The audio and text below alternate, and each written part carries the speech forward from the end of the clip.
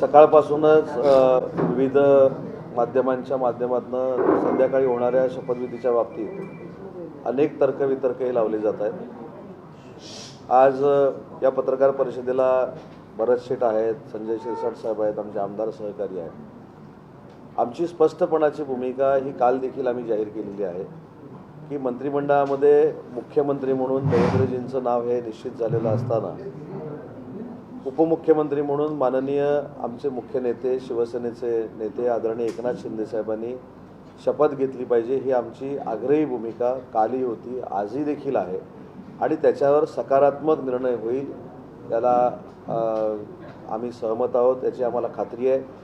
त्याच्यामुळं माझी आपल्या सगळ्यांना विनंती आहे की आमच्या 60 आमदारांपैकी 59 आमदारांपैकी साहेबांचं जर नाव बाजूला ठेवलं तर कोणीही, मी ठामपणानं सांगतो की उपमुख्यमंत्री होण्यासाठी इच्छुक नाही, हा मनात देखील विचार केलेला नाही। आमचे नेते हे एकनाथ शिंदे साहेब आहेत आणि एकनाथ शिंदे साहेबच मुख्यमंत्री होतील याची आम्हाला पूर्ण खात्री आहे आणि उपमुख्यमंत्री होतील याची पूर्ण खात्री आहे। आता ठीक आहे ना, उपमुख्यमंत्री होतील याची खात्री आहे। आणि दुसरी महत्त्वाची गोष्ट आहे की या सगळ्या गोष्टीला आता कुठेतरी पूर्णविराम देणं गरजेचं आहे। आम्ही सगळ्यांनी ही देखील भूमिका घेतलेली आहे की एकनाथ शिंदे साहेबांनी जर उपमुख्यमंत्रीपद स्वीकारलं नाही तर आम्ही देखील, आम्हाला जर एखादी जबाबदारी कोणावरही, म्हणजे माझ्यावर असं नाही, कोणावरही जरी टाकण्याचा प्रयत्न शिंदे साहेबांनी जर केला तर ती आम्ही देखील स्वीकारणार नाही। अशा पद्धतीची आमची भूमिका ही स्पष्ट पद्धतीनं काल आम्ही शिंदे साहेबांना सांगितलेली आहे।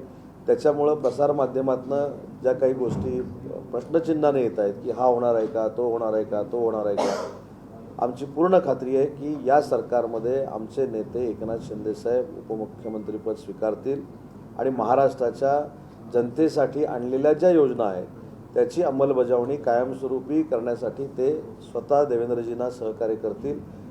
एकत्र बसून महाराष्ट्रातले सगळे निर्णय होतील याची आम्हाला पूर्ण खात्री आहे। त्याच्यामुळं मला असं वाटतं की आता कोणाची नावं येऊ नयेत ही माझी प्रामाणिकपणाची इच्छा आहे, कारण आमच्या कोणाच्याही मनात असा उद्देश नाही की या खुर्चीवर कुणीतरी जाऊन बसावं, हे आम्हाला आता जाहीरपणानं खुलासा करावा लागणं हे देखील आमचं दुर्दैव आहे। कारण आम्ही नेता म्हणून एकनाथ शिंदे साहेबांनाच मानतो, आमचं सगळ्यांचं राजकीय करिअर आम्ही त्यांच्या हातामध्ये दिलेलं आहे।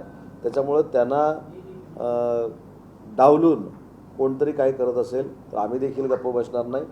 एकनाथ शिंदे साहेबांनी उपमुख्यमंत्री व्हावं ही आमची कायमस्वरूपीची भूमिका आहे। एक मिनिट, आता ह्याच्या पार्श्वभूमीवर